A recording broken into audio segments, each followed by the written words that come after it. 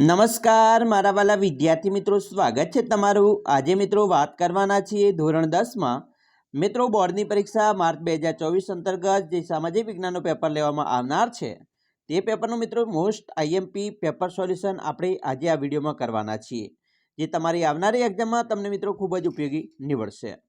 વિદ્યાર્થી મિત્રો, વિડીયોની આપણે શરૂઆત કરીશું તેના પહેલાં તમે ખાસ ચેનલમાં નવા છો તો વિદ્યાર્થી મિત્રો ચેનલને લાઇક, શેર અને સબસ્ક્રાઇબ કરવાનું ખાસ કરીને ન ભૂલતા, જેથી કરી અમે તમારા સુધી ધોરણ 10ના તમામ વિડીયો મોકલતા રહી શકીએ। મિત્રો આપણે સૌપ્રથમ વિભાગ નંબર એ થી શરૂઆત કરીશું। અહીંયા વિભાગ નંબર એની અંદર તમારે પ્રશ્ન 1 થી 24 માગ્યા મુજબ જવાબ આપવાના છે।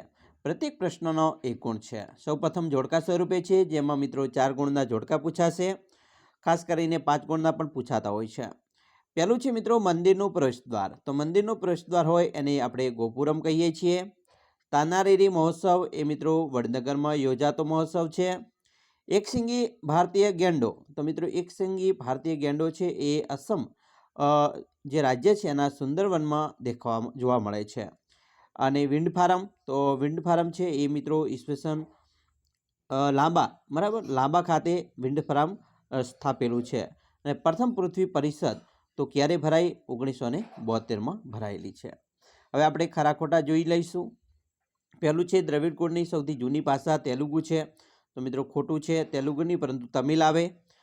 7મું છે સારનાથનો સ્તૂપ સ્થાપત્ય કલાનો અમૂલ્ય નમૂનો છે, તો આ વિધાન પણ ખોટું છે। 8મું છે વિશ્વમાં દરેક વર્ષે 15 જાન્યુઆરીના દિવસે વિશ્વ ગ્રાહક અધિકાર દિન તરીકે ઉજવવામાં આવે છે, તો આ વિધાન પણ ખોટું છે। વિશ્વ ગ્રાહક અધિકાર દિન 15 જાન્યુઆરી નહીં બરાબર મિત્રો યોજાતું।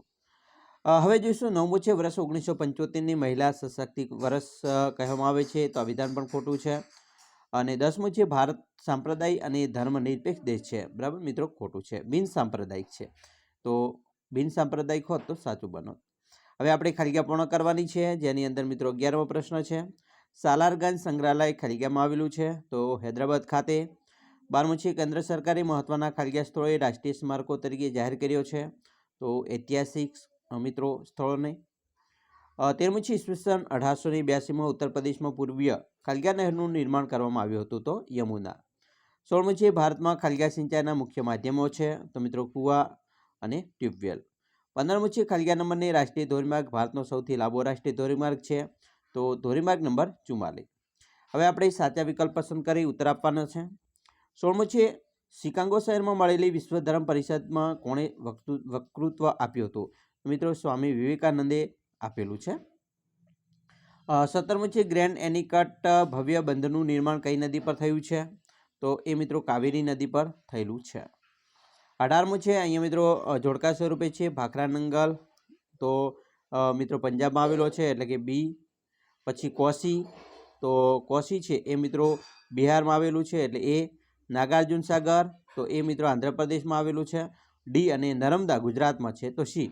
તો અહીંયા મિત્રો તમે જોશો BADC આવો જે મિત્રો વિકલ્પ હોય એ સાચું, તો BADC એટલે કે બી ઓપ્શન છે આપણો સાચો બને છે। 19મું છે ચીજવસ્તુ કે સેવાના વિનિમય દ્વારા આવક પ્રાપ્ત કરવાની અને ખર્ચ કરવાની પ્રવૃત્તિને કેવી પ્રવૃત્તિ કહેવાય? તો મિત્રો આપણે આવી પ્રવૃત્તિ હોય એને આર્થિક પ્રવૃત્તિ કહીશું। 20મું છે વિકાસશીલ દેશોમાં અર્થતંત્રનું કયું સ્વરૂપ પ્રવર્તે છે? તો દ્વિમુખી સ્વરૂપ પ્રવર્તતું જોવા મળે છે। હવે આપણે 1-2 વાક્યમાં જવાબ આપવાના વાત કરીશું। 21મું છે કઈ સંસ્થા દેશના સરહદી વિસ્તારોમાં રસ્તાઓ બનાવે છે? તો સરહદ માર્ગ સંસ્થા। 22મું છે કઈ સંસ્થા ONGC અને રાજ્ય સરકારને હેલિકોપ્ટર સેવા આપે છે? તો પવનહંસ હેલિકોપ્ટર।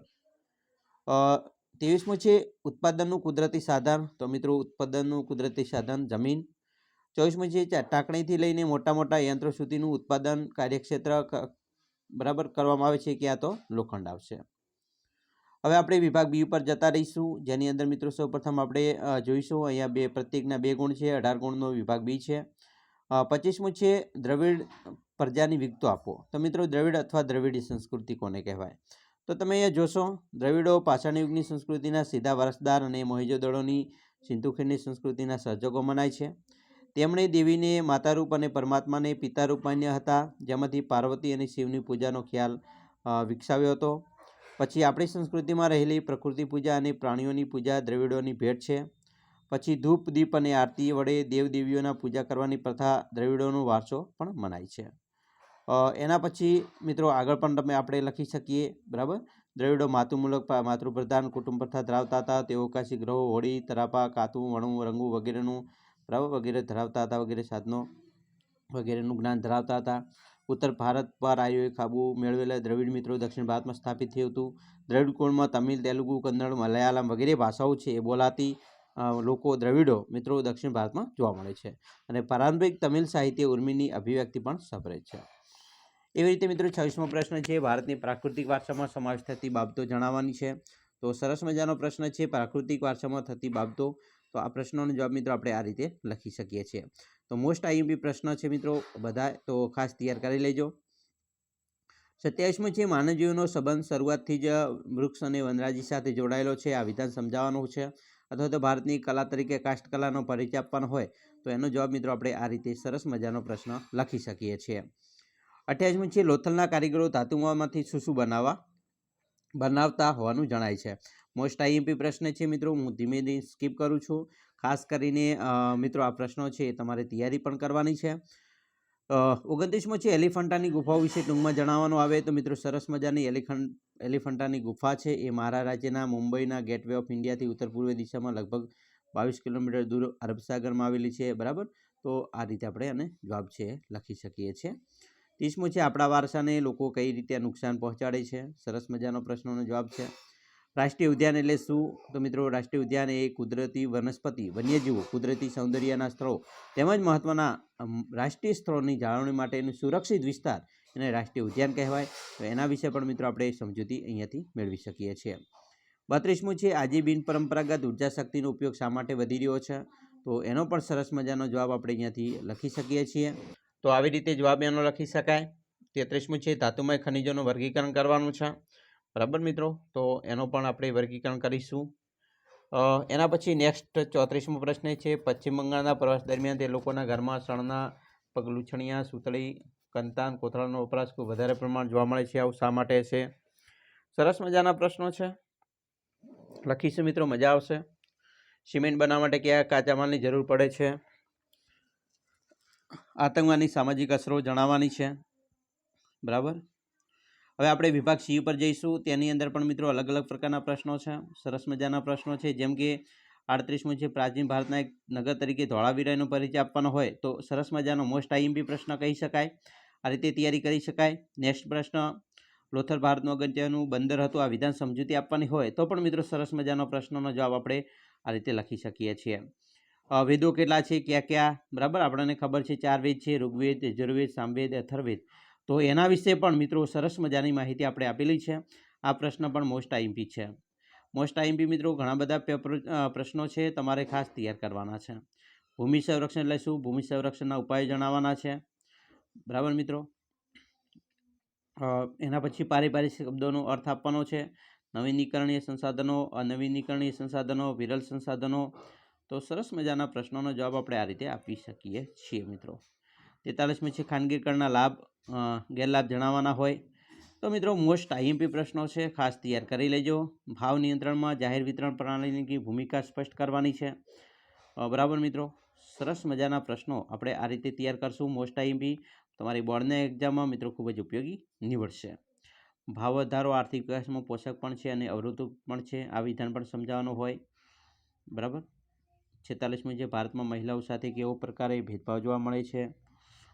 સરસ મજાના પ્રશ્નો છે.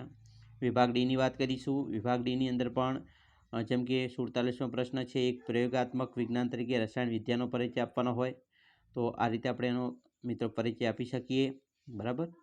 પછી પ્રાચીન ભારતનું ધાતુ વિદ્યામાં પ્રદાન જણાવવાનું હોય તો પણ સમજૂતી આપી શકીશું આ રીતે. પછી વિશ્વ બજાર અને ભારતની ખેતી વિશે નોંધ લખવાની છે. તો સરસ મજાના પ્રશ્નોને જવાબ આપેલા છે મિત્રો. નીચે આપેલી ચિત્ર ભારતનું મ્યુઝિયમ મિત્રો મુખ્ય તેલીબિયા પાકનું છે. તે કયો પાક છે તે પાકનું વિસ્તૃત સમજૂતી આપવાનું છે. મગફળી છે, બરાબર. તો મગફળી વિશે આપણે સમજૂતી અહીંયા આપી શકીએ. બેરોજગારીની અસરો જણાવવાની છે. તમામ પ્રશ્નો મોસ્ટ આઈએમપી છે તમારા માટે મિત્રો. મનરેગા કાર્યક્રમની સ્પષ્ટતા કરવાની છે. મનરેગા ભારત સરકારના મિત્રો એક ગરીબ નિવારણ માટેનો કાર્યક્રમ છે, તો એના વિશે પણ મિત્રો સરસ મજાનો પ્રશ્ન જવાબ આપી શકીએ. પછી ભારતના બંધારણમાં કયા બાળ અધિકારોનો સમાવેશ કરવામાં આવ્યો છે તો આ બાળ અધિકારો પણ મિત્રો આપણે સમજૂતી આપી શકીએ છીએ આવી રીતે. મોસ્ટ આઈએમપી મિત્રો પ્રશ્નો તમારા માટે આપણે લાવેલા છે. ખાસ બધા જ પ્રશ્નો મોસ્ટ આઈએમપી છે, તૈયારી કરી લેજો. અમે આશા રાખીએ છીએ કે તમને આપણો આ વિડીયો છે પણ ખૂબ ગમ્યો હશે. અને વિડીયો ગમ્યો હોય તો મિત્રો લાઇક, શેર અને સબસ્ક્રાઈબ કરવાનું પણ ન ભૂલતા.